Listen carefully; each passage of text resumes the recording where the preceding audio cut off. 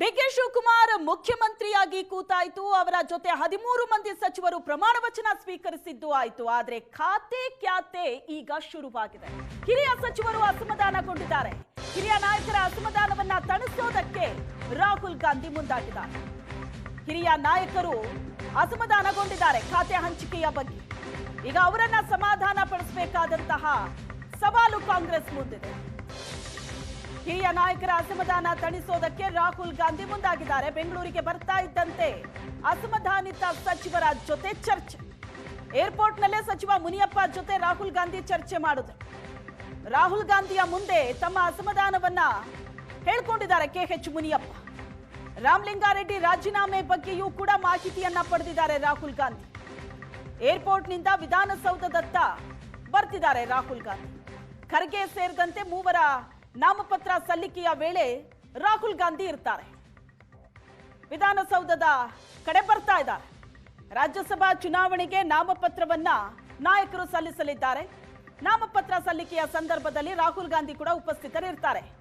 ಆದರೆ ರಾಜ್ಯಕ್ಕೆ ಎಂಟ್ರಿ ಕೊಡ್ತಾ ಇದ್ದಂತೆ ಸಚಿವರ ಅಸಮಾಧಾನವೇ ರಾಹುಲ್ ಗಾಂಧಿಯನ್ನ ವೆಲ್ಕಮ್ ಮಾಡ್ತಾ ಇದೆ. ಬೆಳಗ್ಗೆನೆ ರಾಮಲಿಂಗಾರೆಡ್ಡಿ ರಾಜೀನಾಮೆ ಕೊಟ್ಟರು ಸಚಿವ ಸ್ಥಾನಕ್ಕೆ. ಶಾಸಕನಾಗಿ ಮುಂದುವರಿತೀನಿ ಅಂತ. ಬೇರೆ ಏನು ಮಾತಾಡೋದಕ್ಕೂ ಕೂಡ ಅವ್ರು ರೆಡಿ ಇರಲಿಲ್ಲ. ಯಾರೇ ಸಮಾಧಾನ ಪಡಿಸೋದಕ್ಕೆ ನೋಡಿದ್ರು ಅದಕ್ಕೆ ಅವರು ತಯಾರಿಲ್ಲ. ರಾಜೀನಾಮೆ ಕೊಟ್ಟರು, ಎದ್ದು ಹೋದ್ರು. ಅದರ ಬೆನ್ನಲ್ಲೇ ಕೆಎಚ್ ಮುನಿಯಪ್ಪ ತಮಗೆ ಸಿಕ್ಕಂತ ಆಹಾರ ಖಾತೆ ಬಗ್ಗೆ ಅಸಮಾಧಾನ ವ್ಯಕ್ತಪಡಿಸಿದ್ದಾರೆ.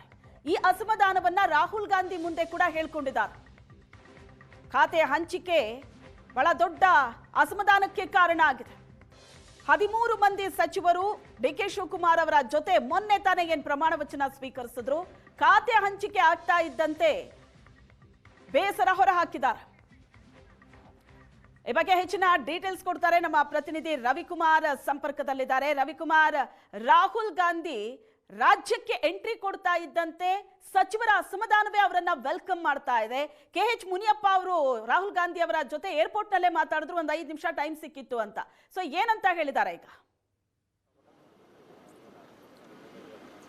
ಖಂಡಿತ ಶ್ವೇತಾ, ಏನು ಕೆಎಚ್ ಮುನಿಯಪ್ಪ ಅವರು ತಮ್ಮ ಅಸಮಾಧಾನವನ್ನು ಬಹಿರಂಗವಾಗಿ ಹೇಳಿರುವಂಥದ್ದು. ಅಂದರೆ ನಾನು ಹಿರಿಯ ಒಂದು ಸಚಿವನಿದ್ದೇನೆ, ಸಾಕಷ್ಟು ರಾಜಕೀಯ ಅನುಭವ ಇದೆ, ಆದರೆ ಕಳೆದ 3 ವರ್ಷಗಳಿಂದ ನಿರ್ವಹಣೆ ಮಾಡಿದ ಖಾತೆಯನ್ನೇ ಮತ್ತೆ ಕೊಟ್ಟಿದ್ದಾರೆ. ಹೀಗಾಗಿ ನನಗೆ ಅಸಮಾಧಾನವಿದೆ. ಕೂಡಲೇ ಹೈಕಮಾಂಡ್ ನಾಯಕರು ಮಧ್ಯಪ್ರವೇಶಿಸಿ ನನಗೆ ಬೇರೆ ಖಾತೆಯನ್ನು ಕೊಡಬೇಕು ಅಂತ ಏನು ಹೈಕಮಾಂಡ್ ನಾಯಕರನ್ನು ಒತ್ತಾಯ ಮಾಡಿದರು. ಈಗ ಕೆಲ ನಿಮಿಷಗಳ ಹಿಂದೆ ಅಷ್ಟೇ ಕೆಂಪೇಗೌಡ ಏರ್ಪೋರ್ಟ್ಗೆ ಆಗಮಿಸಿದ್ದಂತಹ ರಾಹುಲ್ ಗಾಂಧಿ ಅವರ ಜೊತೆ ಕೂಡ ಕೆಎಚ್ ಮುನಿಯಪ್ಪನವರು ಮಾತನಾಡಿರುವಂಥದ್ದು. ಅಂದರೆ ಈಗಾಗಲೇ ಅವರ ಒಂದು ಗಮನಕ್ಕೂ ಕೂಡ ತಂದಿದ್ರು ಕೆಎಚ್ ಮುನಿಯಪ್ಪನವರು. ಇವತ್ತು ಬೆಂಗಳೂರಿಗೆ ಆಗಮಿಸಿದ್ದಂಥ ರಾಹುಲ್ ಗಾಂಧಿ ಅವರನ್ನು ಕೂಡ ಕೆಂಪೇಗೌಡ ಏರ್ಪೋರ್ಟ್ನ VIP ಟರ್ಮಿನಲ್ನಲ್ಲೇ ಭೇಟಿಯಾಗಿದ್ದರು. ಅವರೊಟ್ಟಿಗೆ ಈ ಒಂದು ತಮ್ಮ ಅಸಮಾಧಾನವನ್ನು ಸರಿಪಡಿಸುವಂತೆ ಅವರಿಗೆ ಮನವಿಯನ್ನು ಮಾಡಿದ್ದಾರೆ ಎಂಬ ಮಾಹಿತಿ ಇರುವಂಥದ್ದು. ಸೊ ಸುಮಾರು ಒಂದು 5 ನಿಮಿಷಗಳ ಕಾಲ ಕೆಎಚ್ ಮುನಿಯಪ್ಪನವರು ರಾಹುಲ್ ಗಾಂಧಿ ಅವರ ಜೊತೆ ಚರ್ಚೆ ನಡೆಸಿದ್ದಾರೆ ಅಂತ ಅವರ ಬೆಂಬಲಿಗರು ಏನು ಒಳಗಡೆ ಇದ್ದಂಥವರು ಹೇಳ್ತಾ ಇರುವಂಥದ್ದು. ಒಟ್ಟಾರೆ ಏನು ತಾವು ಹೇಳ್ದಂಗೆ ರಾಹುಲ್ ಗಾಂಧಿ ಅವರು ನಾಮಪತ್ರ ಸಲ್ಲಿಕೆಗೆ, ಅಂದರೆ ರಾಜ್ಯಸಭೆಗೆ ಖರ್ಗೆ ಅವರು, ಮಲ್ಲಿಕಾರ್ಜುನ್ ಖರ್ಗೆ ಅವರು ನಾಮಪತ್ರ ಸಲ್ಲಿಕೆಗೆ ಬರ್ತಿದ್ರು. ಸೊ ಆ ಒಂದು ಸಂದರ್ಭದಲ್ಲಿ ಈ ರಾಹುಲ್ ಗಾಂಧಿಗೆ ಈ ರೀತಿ ಅಸಮಾಧಾನ ಭುಗಿಲೆದ್ದಿರುವಂಥದ್ದು. ಸೊ ಇದನ್ನು ಕೂಡ ಶಮನಗೊಳಿಸೋದಕ್ಕೆ ಈಗಾಗಲೇ ಏರ್ಪೋರ್ಟ್ನಲ್ಲೇ ಸಿದ್ದರಾಮಯ್ಯ, ಡಿಕೆ ಶಿವಕುಮಾರ್, BK ಹರಿಪ್ರಸಾದ್ ಹಾಗೂ G ಪರಮೇಶ್ವರ್ ಅವ್ರ ಜೊತೆ ಚರ್ಚೆ ಮಾಡಿದ್ದಾರೆ ಎಂಬ ಚರ್ಚೆ ಕೂಡ ಇನ್ನೂ ನಡೆಸಿದ್ದಾರೆ ಅಂತ ಮಾಹಿತಿ ಇದೆ. ಸೊ ಇಲ್ಲಿಂದ ನೇರವಾಗಿ ಈಗ ರಾಹುಲ್ ಗಾಂಧಿ ಅವರು ತೆರಳಿರುವಂಥದ್ದು.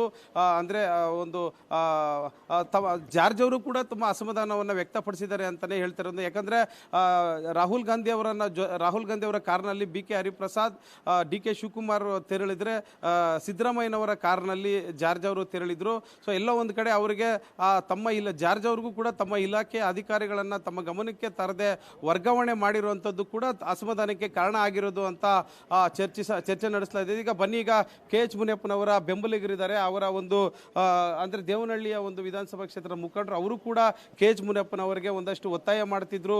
ನೀವು ಖಾತೆ ಬದಲಾವಣೆ ಆಗದಿದ್ರೆ ರಾಜೀನಾಮೆ ಕೊಡಿ, ಹಿರಿಯರಿದ್ದೀರಿ, ಸೊ ಸಾಮಾಜಿಕ ನ್ಯಾಯ ಕೊಡಬೇಕು ನಿಮಗೆ ಅಂತ ಒತ್ತಾಯ ಮಾಡ್ತಿದ್ರು. ಈಗ ಅವ್ರನ್ನ ಮಾತಾಡಿಸುವಂಥ ಪ್ರಯತ್ನ ಮಾಡೋಣ. ಏನು ಹೇಳ್ತಾರೆ ಸರ್, ಇವತ್ತು ಹೈಕಮಾಂಡ್ ನಾಯಕರು ಕೂಡ ಬಂದಿದ್ರಿ, ತಾವು ಕೂಡ ಒಳಗಡೆ ಇದ್ರಿ. ಸೊ ರಾಹುಲ್ ಗಾಂಧಿ ಅವ್ರಿಗೆ ಏನಾದರೂ ಮನವರಿಕೆ ಮಾಡಿದ್ರೆ ಹೇಗೆ ಸರ್? ಇಲ್ಲ, ರಾಹುಲ್ ಗಾಂಧಿ ಅವರು ಬಂದಂಥ ಸಂದರ್ಭದಲ್ಲೂ ಕೂಡ ನಮ್ಮ ಮಂತ್ರಿಗಳಾಗಿರ್ತಕ್ಕಂಥ ಕೆಎಚ್ ಮುನಿಯಪ್ಪನವರು ಅವರಿಗೆ ಈ ವಿಚಾರವನ್ನು ಎಲ್ಲ ತಿಳಿಸಿದ್ದಾರೆ. ನಾನು ಸೀನಿಯರ್ ಇದ್ದೀನಿ. ಇಷ್ಟು ಸುಮಾರು 30 ವರ್ಷಗಳ ಕಾಲ ಸಂಸದರಾಗಿ 10 ವರ್ಷಗಳ ಪಾರ್ಲಿಮೆಂಟಲ್ಲಿ ಕೂಡ ಮಂತ್ರಿಗಳಾಗಿ, ಈಗ ಕೂಡ ರಾಜ್ಯದಲ್ಲಿ 3 ವರ್ಷ ಕೂಡ ಆಹಾರ ಇಲಾಖೆಯಲ್ಲಿ ಮಂತ್ರಿಗಳಾಗಿ ಕೆಲಸ ಮಾಡಿದ್ದೀನಿ.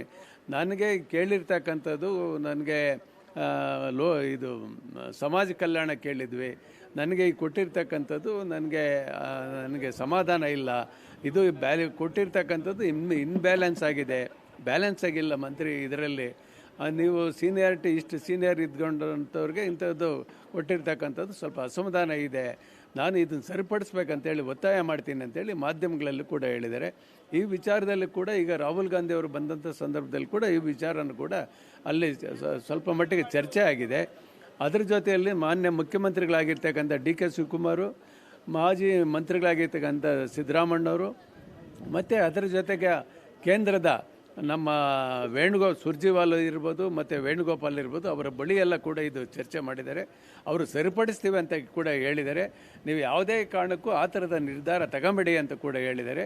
ಆ ದೃಷ್ಟಿಯಿಂದ ಇದು ಸರೋಗ್ತದೆ ಅನ್ನೋದು ಕೂಡ ನಾವು ಕಾದು ನೋಡ್ತೀವಿ. ಸರ್, ಅಂದರೆ ಇವತ್ತು ಇಡೀ ರಾಜ್ಯದ ಹಲವು ಜಿಲ್ಲೆಗಳಲ್ಲಿ KH ಮುನಿಯಪ್ಪನವರ ಹಾಗೆ DCM ಕೊಡಬೇಕು, ಬೇರೆ ಖಾತೆ ಕೊಡಬೇಕು ಅಂತ ಒತ್ತಾಯ ಮಾಡಿ ಪ್ರತಿಭಟನೆಗಳು, ಸುದ್ದಿಗೋಷ್ಠಿಗಳು ಮಾಡ್ತಾ ಇದ್ದೀರಾ. ತಾವು ಕೂಡ ದೇವನಹಳ್ಳಿಯಲ್ಲಿ ಕರೆದಿದ್ದೀರಾ. ಸೊ ಏನು ಒತ್ತಾಯ ಮಾಡ್ತೀರಾ ಸರ್ಕಾರಕ್ಕೆ?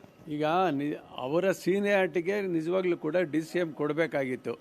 ಅವ್ರ ಸೀನಿಯಾರಿಟಿಗೆ DCM ಕೊಡಲಿಲ್ಲ. ಉತ್ತಮವಾದಂಥ ಖಾತೆ ಅವ್ರು ಕೇಳ್ತಾ ಇರ್ತಕ್ಕಂಥದ್ದು.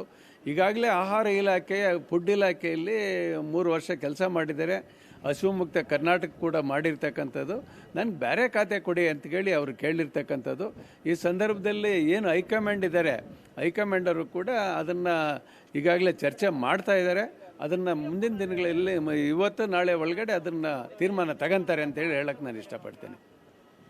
ಎಸ್ ಶ್ವೇತಾ, ಇದು ಹೇಳ್ತಾ ಇರೋಂಥದ್ದು ಕಾರ್ಯಕರ್ತರು ಅಂದರೆ ಅವರ ಮುಖಂಡರು ಕೂಡಲೇ ಅಂದರೆ ಅವರ ಹಿರಿತನಕ್ಕೆ DCM ಕೊಡಬೇಕಾಗಿದ್ರು. ಒಂದು ಕಡೆ DCM ಕೊಟ್ಟಿಲ್ಲ, ಮತ್ತೊಂದು ಕಡೆ ಪ್ರಬಲವಾದ ಒಳ್ಳೆಯ ಖಾತೆಯನ್ನು ಕೊಟ್ಟಿಲ್ಲ. ಹೀಗಾಗಿ ಹೈಕಮಾಂಡ್ನವರು, ನಾಯಕರು ಒಳ್ಳೆ ಖಾತೆಯನ್ನು ಕೊಡಬೇಕು KH ಮುನಿಯಪ್ಪನವರಿಗೆ ಅಂತ ಒತ್ತಾಯ ಮಾಡ್ತಾ ಇರೋಂಥದ್ದು.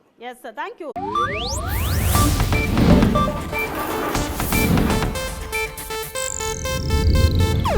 ಇದು ಏಷ್ಯಾನೆಟ್ ನ್ಯೂಸ್ ನೆಟ್ವರ್ಕ್ ಪ್ರಸ್ತುತಿ.